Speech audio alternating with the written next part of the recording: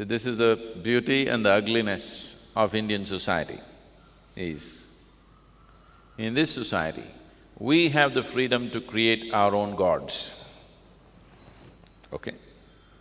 If you don't like any of the existing gods, you can create a new one. Because we clearly understand God is our making.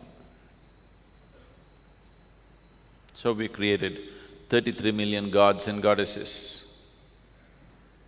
That is when our population was 33 million. Since then, because of Western influences, we've started feeling little ashamed of so many gods and goddesses. Because they said there's only one God, you look suddenly confused. No, don't be confused, create more gods, what's the problem?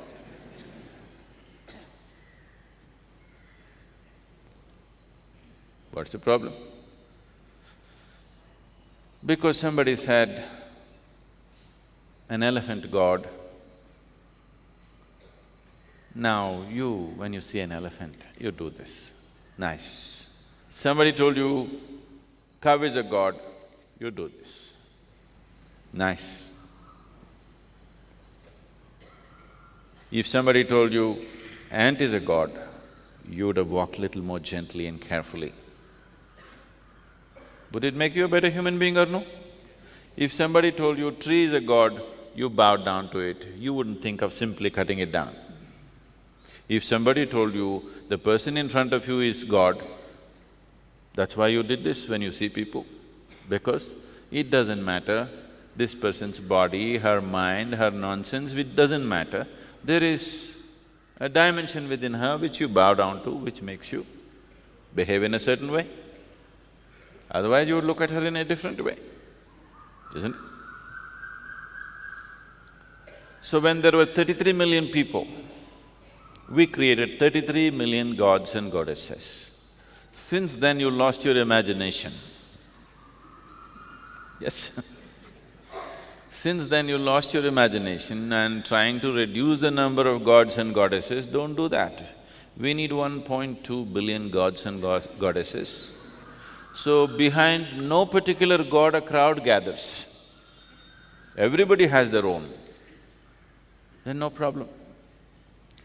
Behind one god, 1,000 people gathered, trouble. Trouble or no? For sure trouble, isn't it? If all of us had our own gods, no fighting. Because we understood that anyway God is our making, let's make it the way we can relate to, you know. If you like a dog, you can have a god dog. You know, just reverse the spelling and it'll happen.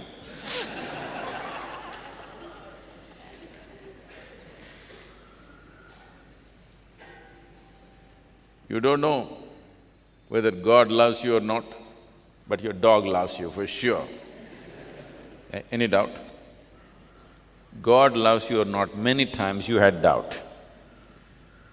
Somebody comes up to me one day and says, God loves us. He looked at him, the way you're made, only God can love you.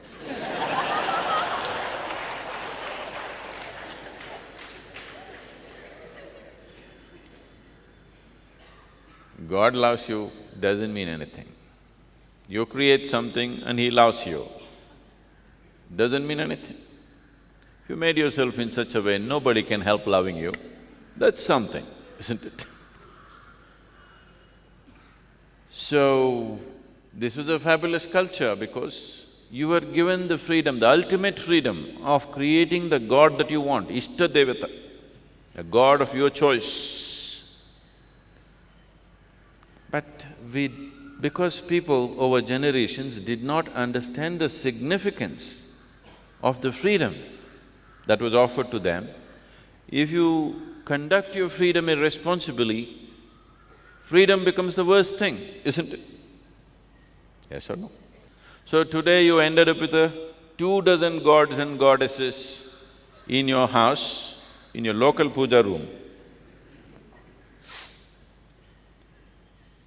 If the quantum of fear increases within you, it will multiply into 8 dozens. It's becoming ridiculous. What was fabulous, you turn into ridiculous nonsense. Because not understanding the significance of what it is and not knowing the accompanying science, the technology of God-making, simply emotionally making up things, it lost its significance and vibrance. We have to put it back because this is ultimate freedom, that you can create God. What more? Everywhere people believes God created them. Here we have always known we made the God the way we want it, the way we can relate to the ultimate, like that we made it up. And we just didn't make it up. We made it into a device which will work for us in different dimensions of our life.